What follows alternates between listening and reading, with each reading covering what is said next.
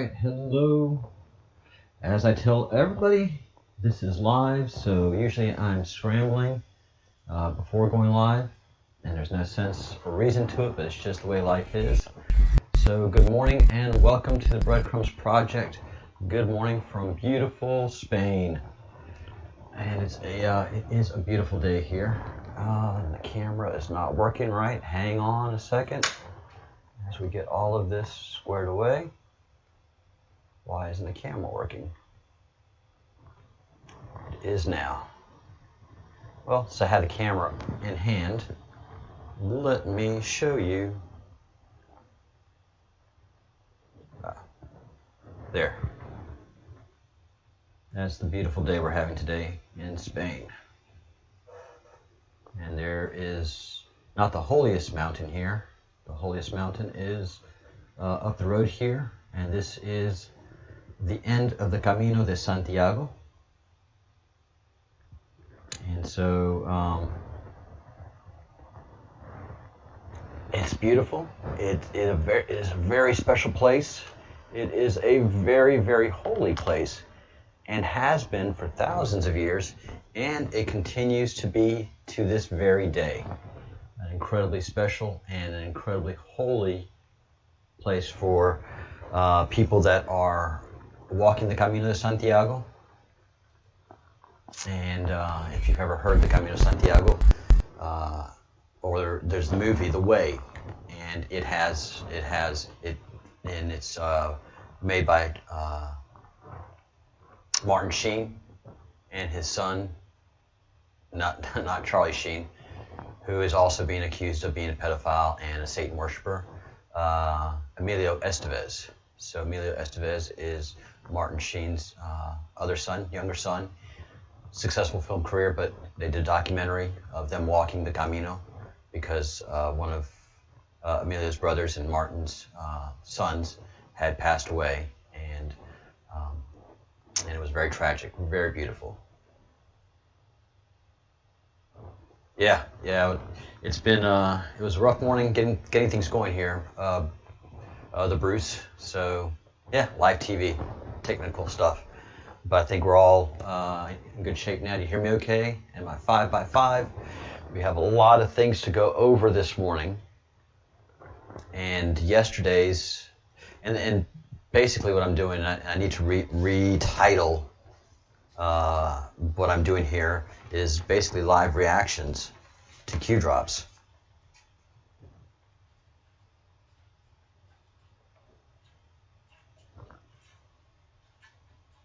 Write that down so that I can remind myself to make a change, because this is what's happening. We're back to Q drops 139. Q drops right now up in the 4500s. And one thing I've noticed is that some Q drops will be repeated because history is happening, and they're in a lot of these Q drops. They are projecting what is happening in the future, or what happened at this moment and why, and we need to refresh our memories. But one of the most startling things that I never knew, that you never knew, thanks, the Bruce, thank you so much, that none of us ever knew, is that the Rothschild family, the most evil, heinous family in the whole wide world, I would guess, at this point, owns all of the banks, all the national banks around the globe. The Rothschilds used to own the Fed. Thanks to Donald Trump, the Fed is now controlled by the Treasury, which is how it should have been. But all these independent banks that control the national wealth of all the countries are owned by the Rothschilds. And that is just beyond stunning news. And they are one of the three legs of the pyramid, which is Soros, the House of Saud, and the House of Rothschild.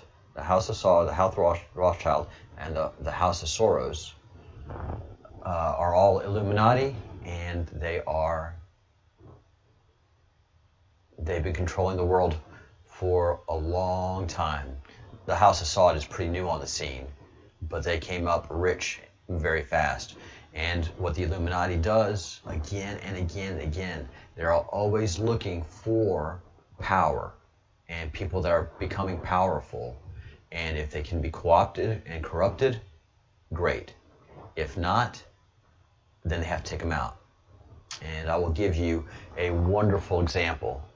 I was going through my own memories of working in D.C., and I worked in D.C. when Bush Sr. was in office. And ironically enough, and no irony at all, that was the start of the first Gulf War. We know that the Bush family is Illuminati, and that their corruption started way back with Preston Scott and his relationship with setting up the CIA and helping establish the military-industrial complex. So they go back a long way, and they had a president that was former CIA officer, CIA director.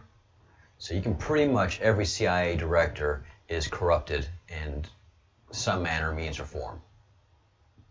And the CIA was the eyes, ears, and soldiers of the Illuminati since its inception in World War II.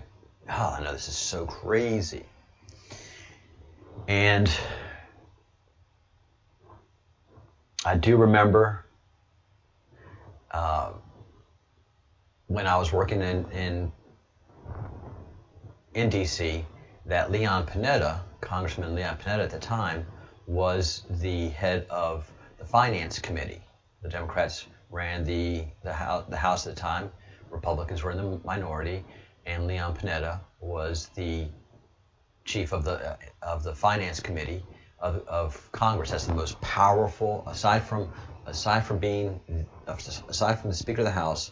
The chairman of the Finance Committee is just the most powerful and self-enriching individual in the world,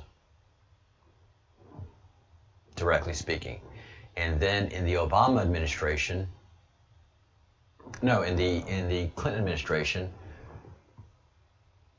for some unknown reason, Panetta becomes the chief of the CIA, the head of the CIA. And looking back on it now, through the eyes of Q, it makes perfect sense. So Panetta was dirty and was going to the right places because that's how the Illuminati wanted his career to go. And suddenly there came a hero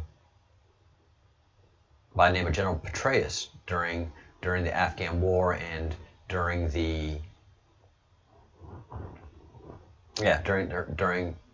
Gulf War activities that Obama, that Clinton, and Bush.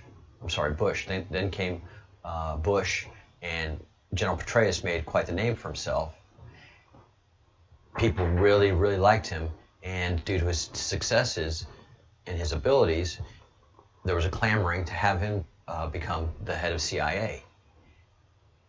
And that moved forward. And then suddenly this mysterious affair that was going on from 2010 to 2012 with a subordinate came to light. It was scandalous, and General Petraeus was taken out as CIA head. And this person that he had the affair with was very attractive. It was during a time that you can see the Illuminati wanted to take out Petraeus, and they're able to do things long term. They know how to they know how to play the long game. And when Petraeus came in as head of CIA, I mean, that was a huge threat to the Illuminati. So they had to take him out, and so they planned the affair early in the game and had deployed that mission. One way or another, Petraeus was not going to be the head of CIA, because he would find the deep swamp, the connection to everything evil that the CIA was involved in. It would take him time, but he would get there. So he had to go. And as Q says, the CIA is so corrupt that it's just not rebuildable. They're dismantling it and putting operations under, and have already put under operations under NSA. But this story reminded me of how the swamp work and how they do things. And this person, Kelly, took out another general, General Allen. I'm not sure what ended up happening to General Allen, who was being nominated for commander of the U.S. European Command and of NATO forces in Europe. I don't know if he was able to move forward with it, but this just is an example of a good guy getting too close and them having to take him out. Same thing that they've been doing to Trump. Same thing that they did to General Flynn. So this is how the swamp works. All right. Drop 139 is absolutely fascinating. List of Republicans in the House and Senate who have announced they will not be seeking re-election. All of these people had very safe seats. People do not want to resign from Congress. It's a gravy train. But these names are notable, and what the Q has pointed out is these people resigned due to corruption. Not all corruption is illegal and prosecutable, but Q's had enough. So Bob Corker, Charlie Dent, Jeff Flake, Lynn Jenkins, Sam Johnson, Raul Labrador, Frank Lobiando, Tim Murphy. Why is this relevant? Reread the Breadcrumbs. They're corrupt. They were deeply corrupt individuals. And that's how corruption works in DC. They corrupt both sides so that they can ultimately control events. You can see that they have gotten to, and they own even some current members of Congress right now, because you can tell by their voting that they don't vote the way they should. If people are not voting the way they should, that's because there's some form of corruption influencing them to vote another way entirely. That doesn't make sense. All right, drop 140. And Paul Ryan. Paul Ryan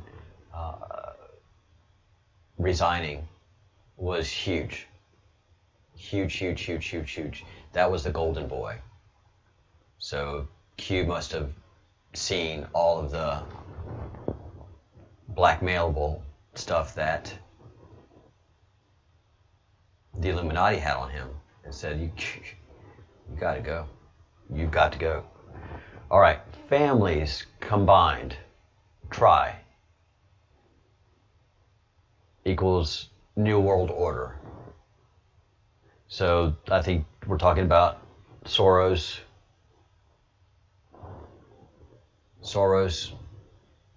House Assad, and the Rothschilds. Wealth over generations buys power. Power over generations buys more wealth and control. More wealth and control buys countries and its people. Families combined, trilateral, New World Order.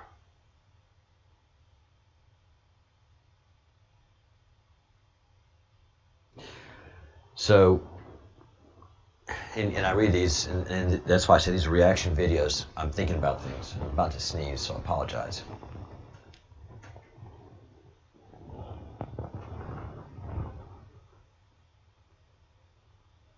So understanding that in the context that this is biblical, that this stuff goes back way past Christ. This stuff goes back, this wealth and power goes back to Canaanite times, pre-Israel. This goes back to the biblical times of Sodom and Gomorrah.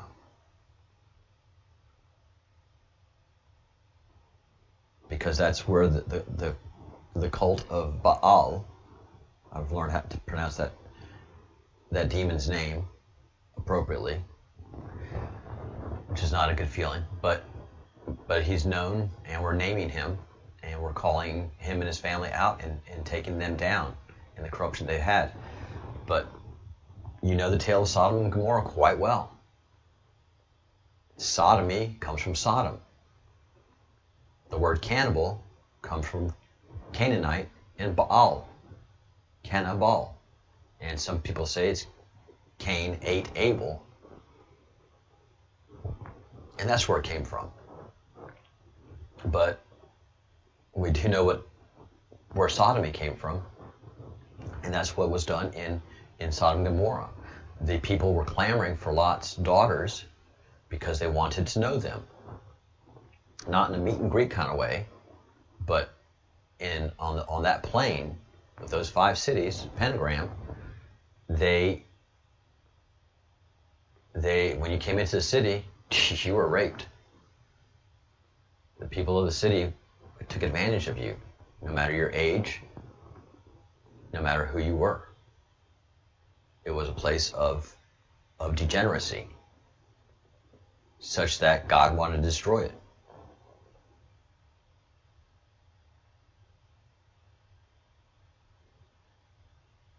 And yeah, ended up being destroyed except for one town. And from that one town, all of this evil spread throughout time and the space of the earth.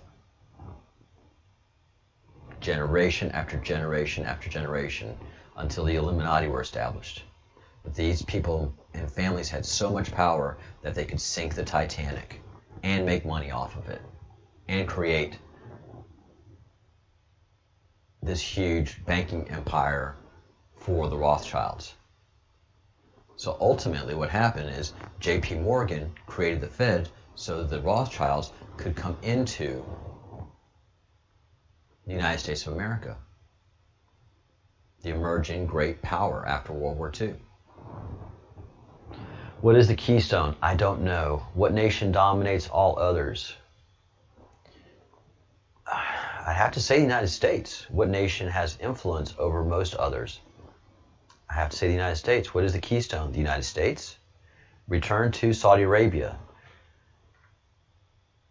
Strings cut.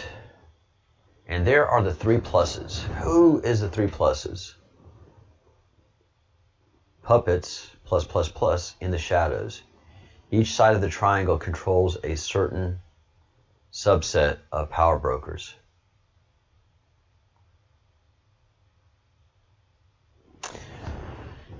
If we go back, and this is what you have to do, unfortunately, with these drops, is you have to go back and forth. So there's a place where, are you going to page 76? Where Q, House of Sod, 6 plus plus plus. So they'll be identified as 6 plus plus plus. But we have plus plus plus here. And in the breadcrumb, strings cut by plus plus plus, puppets plus plus plus in the shadows. Each side of the triangle controls, and I'm not going to get everything right on these things. This is just a reaction video. Each side of the triangle controls certain suspects. Each side of the triangle controls a certain subsect of power brokers.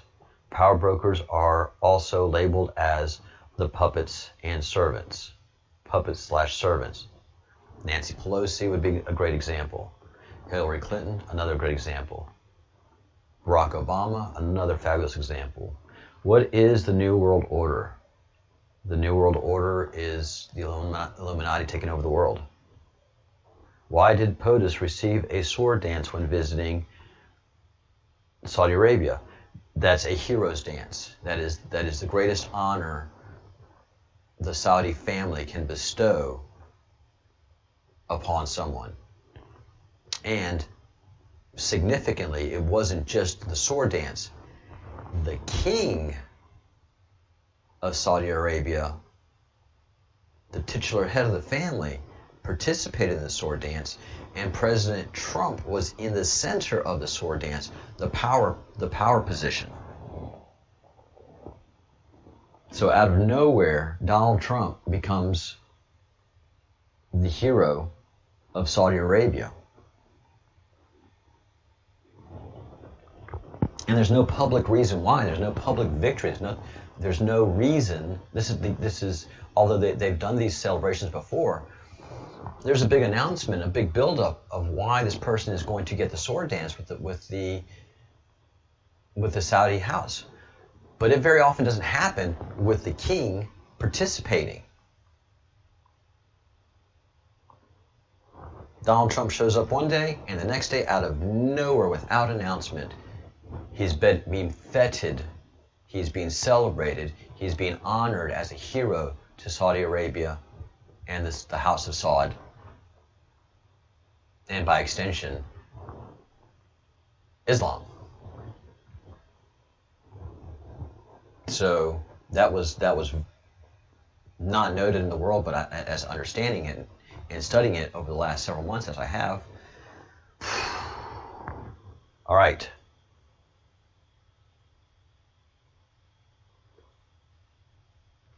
What does this mean culturally?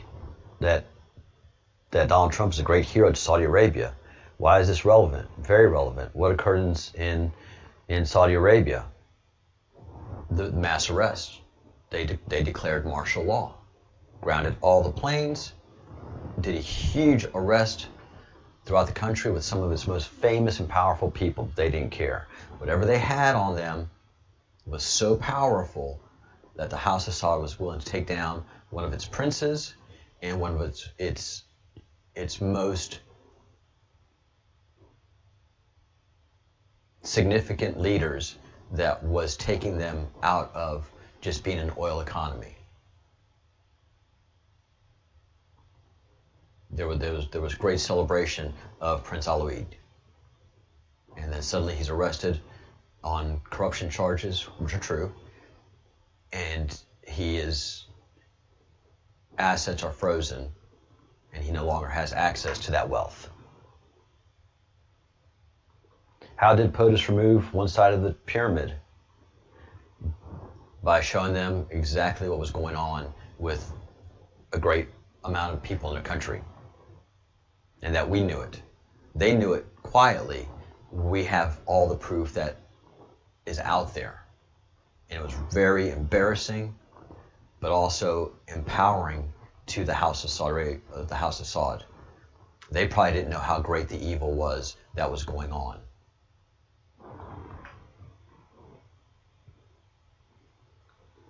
What did POTUS receive while visiting China? Where did POTUS dine?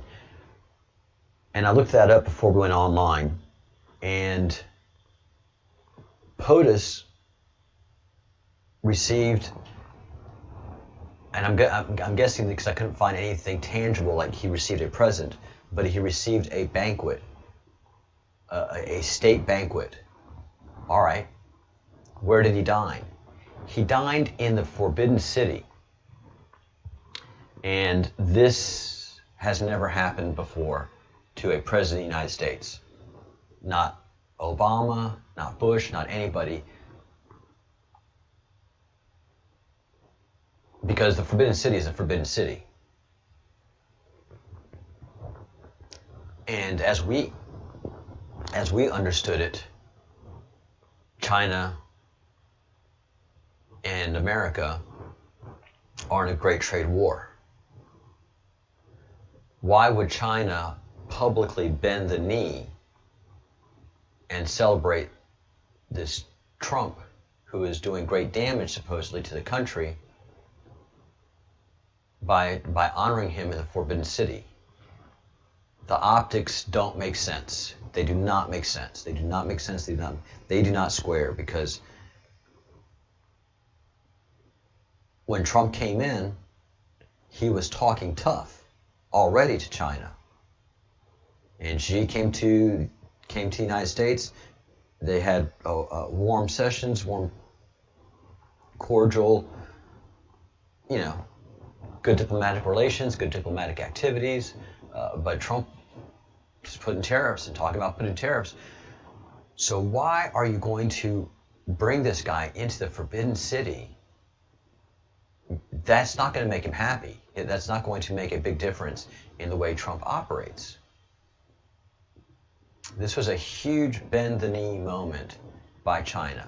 And I don't want to say bend the knee in a bad way. I'm saying in an honorable bow. This is honoring him beyond all honors that they could give a dignitary in China, is to allow him, to celebrate him, to give him a dinner in the Forbidden City. It's hard to understand, but that's just kind of the way it is. Also, I didn't know about this in going down the rabbit hole and doing my research.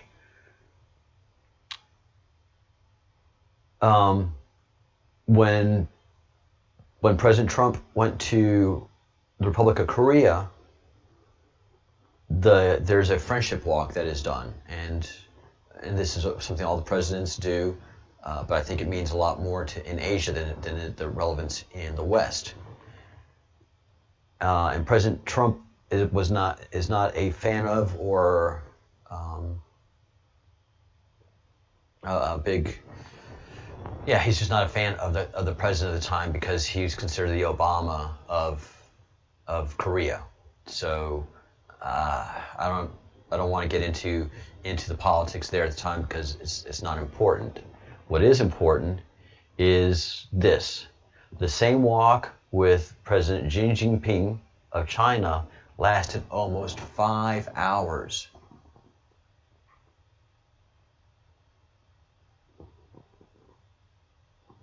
There was 5 hours of time that the president of China and the president of the United States spent basically alone with just interpreters.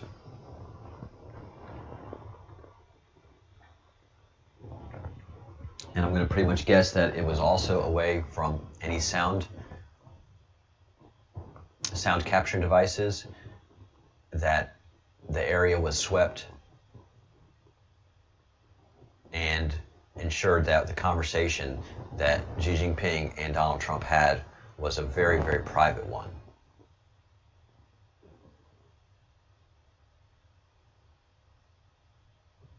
That's pretty impressive. If this was just a trade war that was going on, that wouldn't justify a 5-hour walk.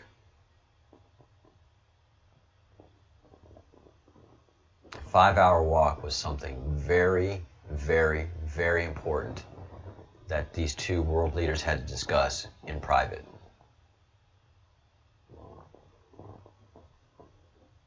Trade and geopolitical matters would not justify a president walking 5 hours with the leader of Communist China. Something was discussed that was huge. Huge.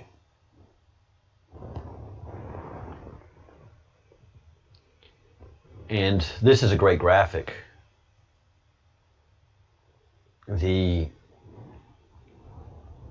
And Q alluded to this early in the drops. So we're in November here, and the drops are in September. And I'm not going to go back to it now, but there's a Q drop showing a picture of Hawaii from Air Force One. So Q is in Air Force One with the president while he's making these journeys. What we understand from some Q researchers, Charlie Freak being one of them, is that these trips were to do information dumps, emails, videos, and all the data that the NSA had picked up, tracked, and documented and archived of the pedophiles of the Satanic Order and their control and activities and all the blackmail that they have on people around the world. And so what Charlie Freak says, and which this just really does back up, is that the president was going country to country, giving loads of videos, emails, pictures of the Satanic Order and how they control their countries, and telling them the plan of how the countries are going to take back control of their governments from these devils and demons. So September is when Q comes out, comes alive. And November, the month prior, is when all of this activity started to happen. The president visits Pearl Harbor, U.S. Pacific Command. Air Force One flies to Tokyo, meets with Prime Minister Abe in Japan, lays out everything of the Japanese that are involved in this stuff. You know, you're going to clean this up, we're going to clean this up together. Good. November 7th and 8th, meets with President Moon Jae-in, probably does the same thing. Here's all your corrupt leaders, and we know what's going on in North Korea, and we're going to address that. North Korea is owned by the CIA and operated by the CIA, and owned and operated by the Illuminati, so we're going to address that. Goes on to meet with President Xi Jinping in Beijing for 2 days. Does the exact same thing. And is honored. The same sword dance, hero dance is done in Beijing. So the trade war is basically a false front. And Communist China understands that the corruption that they are under. Yeah. Yep. This is all kind of starting to make sense. All right. Yeah, because the now famous virus was released in China, and you could see that for a long time, Xi Jinping did not have control of the situation. And then when he had command and control of the situation, you know, of course, it was too late for China, and their corrupt secret services were not grounding the flights because they wanted this thing to spread.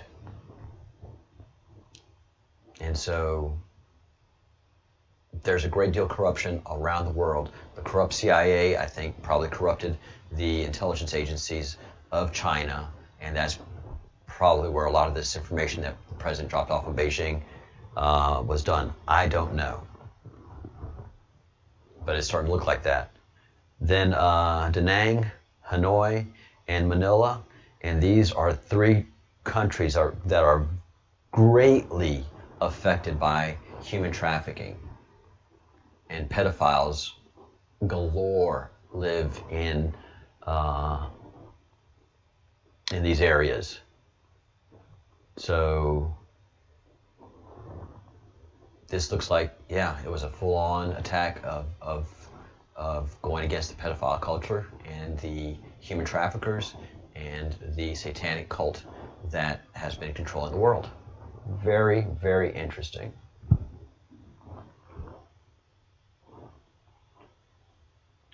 All right.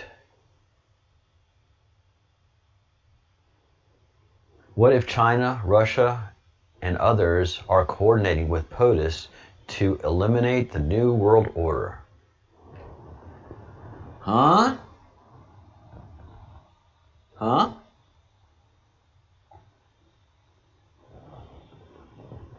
What if? What if? Who controls North Korea? CIA. Who really controls North Korea? CIA and the Illuminati. What controls several agencies within the U.S., the European Union, and abroad?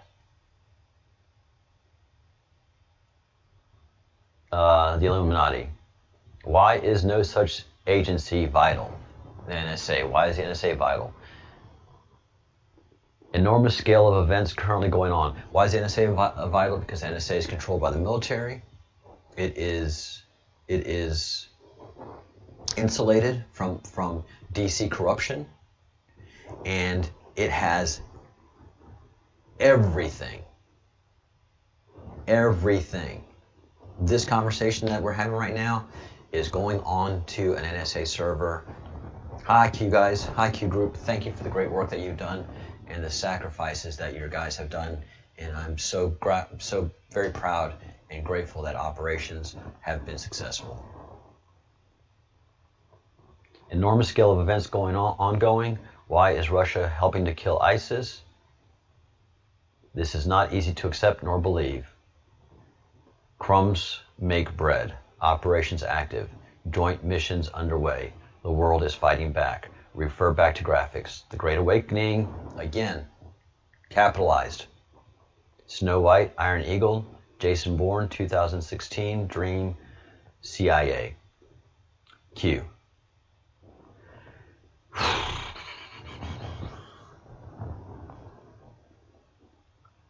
All right, so that is it for today. This afternoon, we are going into the Q drops 141 through 150, and in 20 minutes, we're going to go into QWeb map. So I am very much looking forward to jumping in. No, I'm not looking forward to it, actually. No, I'm not looking forward to finding out all the corruption and the depth of depravity that occurred in the Vatican. Not enthusiastic about that at all, actually. All right, guys, thank you so much for watching, and signing off.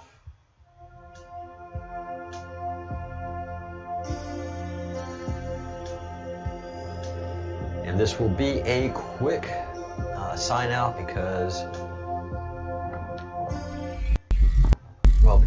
I've got to get back online in 20 minutes, and I've got to do some more research before I get online. So this is going to be a very quick sign off. Think good thoughts, do good deeds, say good words, build your vibration. Amazing things that are going on around the world that we didn't know about. Peace.